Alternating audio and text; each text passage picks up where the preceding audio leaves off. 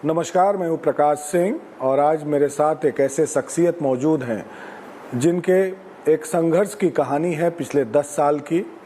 और जहां पर मैं बैठा हूं इसके नज़दीक ही पहली बार ये लाठी खाए थे 10 साल पहले, और संघर्ष करते करते आज ये निषाद समुदाय के नेता बन बैठे हैं बिहार में।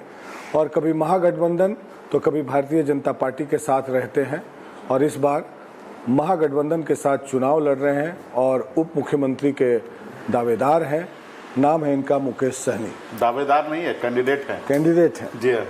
दावेदार इसलिए हैं क्योंकि अभी आप बने नहीं हैं। नहीं, निश्चित तौर पे, लेकिन तो सरकार बनाना है और बनना है। मुकेश जी, बहुत बहुत स्वागत है आपका रिपब्लिक भारत में। आज आपकी घोषणा हुई कि आप उप मुख्यमंत्री के कैंडिडेट हैं। जी जी। तो क्या मैसेज गया इसका डाउन द लाइन आपके काडर में, क्योंकि आप बहुत दिनों से ये डिमांड कर रहे थे, भले ही सीट कम मिली आपको, सीट आप मांग रहे थे बहुत ज़्यादा, लेकिन क्या मैसेज गया काडर में? काडर में बहुत ही अच्छा मैसेज गया, क्योंकि पिछले 11 सालों से लगातार हम लोग संघर्ष कर रहे हैं। ये जो बीजेपी पार्टी है, जो आंदोलन से बनी हुई पार्टी है, विकासशील इंसान पार्टी जो है, आंदोलन से जन्म लिया हुआ पार्टी है।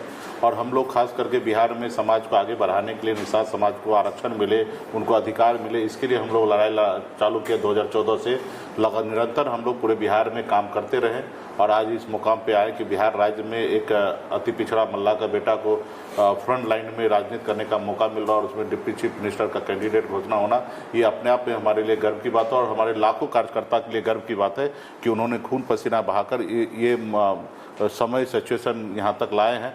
इसके लिए तमाम लोगों में जोश आक्रोश है। आज कई जगह से फ़ोन आ रहा है, कई जगह पटाखे फूट रहे हैं, कई जगह लड्डू बांटे जा रहे हैं, मिठाई खिलाया जा रहा है, कहीं दिवाली मनाया जा रही है। तो ये हम लोगों का संघर्ष का दिन है, और संघर्ष की वजह से आज इस मुकाम पे हम पहुंचे हैं। तो पूरा मल्लाह समुदाय जो है यूनाइटेड है, गैल्वेनाइज्ड हो जाएगा निश्चित तौर पे। और देखिए, ये तो पहले से ही हमारे साथ यूनाइट है, आज से नहीं। 2000 जब से हम बिहार में आए हैं, लगातार 2018 से पार्टी जब से हमने बनाया, यूनाइट है। और इसमें कोई कहने वाली बात नहीं। आपने को याद होगा 2020 में हमने गठबंधन अचानक हमने तोड़ लिया, और तोड़ने के बाद अचानक आपने देखा कि हमारे पास कोई ऑप्शन नहीं था। लेकिन भारतीय जनता पार्टी को पता था कि मुकेश सहनी अकेले लड़ेंगे तो हमको हमारे दर्जनों चुनाव सीट जो है हरा देंगे। उन्होंने अपने कोटा में से 11 सीट और 1 MLC उन्होंने दिया। तो हमारी ताकत तो आज से 5 साल पहले भारतीय जनता पार्टी भी एहसास कर चुके हैं। राज्य में जब भी उपचुनाव हुआ है तो वहाँ पे हमने चुनाव लड़ा है, तो हम अपने दम पर 25,000-30,000 वोट लाए, और जहाँ पे हमने 25-30,000 वोट लाए वहाँ भाजपा को हारना पड़ा। तो ये हमारी ताकत है, और समाज तो यूनाइट पहले से ही है। नहीं, इसका लाभ तो होगा आपको। दूसरी बात मैं ये पूछ रहा हूँ कि आप चुनाव तो लड़ नहीं रहे हैं, उप मुख्यमंत्री के कैंडिडेट हैं, तो क्या बात हुई है? कैसे वो आपको उप मुख्यमंत्री बनाएंगे? काउंसिल भेजेंगे? हाँ, मतलब ऑप्शन है बिहार में। आप बगैर, पिछली बार भी ऐसा ही हुआ था, हम चुनाव नहीं जीते थे और डायरेक्ट हम मंत्री बन गए थे। तो इस बार भी यही होगा कि हम चुनाव नहीं लड़े, इसलिए क्योंकि हमें 243 सीट पर जाके प्रचार करना है, और पूरे बिहार में हमें अपने गठबंधन के साथी को जिताना है। अगर हम चुनाव लड़ने में अगर उतर जाते तो हम बिजी हो जाएंगे, इसलिए हमने निर्णय लिया कि चुनाव नहीं लड़के हमारे पार्टी के कार्यकर्ता ज़्यादा से ज़्यादा एडजस्टमेंट होंगे, और हम पूरे बिहार में प्रचार करेंगे। और जैसे हमारी सरकार बनेगा शपथ लेंगे, और उसके 6 महीने के बाद MLC का से हम आगे जाएंगे। चुनाव है तो ये अग्रीमेंट हो गया है कि आपको बनाएंगे? एग्रीमेंट क्या होता है, बातचीत हो गया है, मतलब इतना तो भरोसा है, ट्रस्ट है। और सरकार जब हम सबका भरोसा है ना? हाँ हाँ, बिल्कुल भरोसा है, 100%। अच्छा, दूसरी बात कि आप शुरू से, मैं जब से आपसे बात कर रहा हूँ, आप 60 सीट से शुरू किए थे। आपको 60 सीट से लटकाते लटकाते लटकाते लास्ट डे ले आया गया 20 तारीख को एक सुगौली के उम्मीदवार को पूर्वी चंपारण के सिंबल देने के लिए। आखिरी दिन लाया। मुझे पता चला कि राहुल गांधी ने इंटरवीन किया, नहीं तो आप गठबंधन से भाग रहे थे, अब तब जाके आप गठबंधन में रहे। तो क्या तेजस्वी यादव ने आपसे बदला लिया, जो आप खंजर भोंकने वाली बात कहे थे मौर्या होटल में, और लास्ट में लटका के 14 सीट पर ला दिया आपको? नहीं, देखिए, आपके पास कहाँ से क्या खबर आया, उस खबर को हम पुष्टि नहीं करेंगे। हम गठबंधन में पहले थे, मजबूती सभी हैं।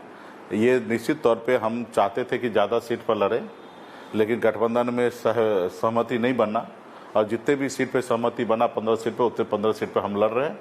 और हम चाहते थे ज़्यादा सीट लड़े। कितना लड़ना चाहते थे आप? जितना ज्यादा से ज्यादा सीट लड़ने का इच्छा रखते थे। आखिरी बार जब बात किए थे तो बोले आपकी 3 दर्जन लड़ेंगे कम से कम। हाँ, इच्छा रखते थे, लेकिन अभी जितना भी लड़े हैं, पिछली बार जो भारतीय जनता पार्टी 11 सीट दी उससे ज्यादा ही लड़ रहे हैं। तो ठीक है, और ज्यादा लड़ना चाहिए, लेकिन हमारे गठबंधन में 7 दल है, सभी को एडजस्टमेंट करना है, तो इसके लेके वो नहीं हुआ। जैसे उपेंद्र कुशवाहा जी है 5-6 सीट लड़ रहे, या मांझी जी है 5-6 सीट लड़ रहे, तो इससे तो 3 गुना ज्यादा सीट हम लड़ ही रहे। रहा कि और ज्यादा सीट लड़ने का इच्छा था। आपने देखा कि मांझी जी भी 40 सीट डिमांड, दूसरे की बात मत कीजिए, आप अपनी बात मांझी जी भी 40 सीट चाहते थे, लेकिन 6 सीट मिला। तो मैं भी आपसे एग्री करता हूं कि मैं चाहता था कि और ज्यादा सीट लड़े, जाके हमारे नहीं, आपको नहीं लगता कि आपके साथ धोखा हुआ? नहीं, बिल्कुल ही नहीं, बिल्कुल ही नहीं।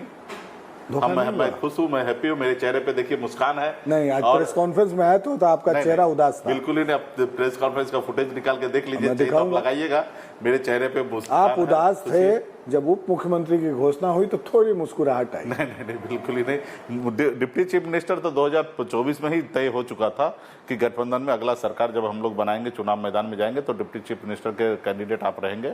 ये पहले 2024 में ही तय हो चुका था।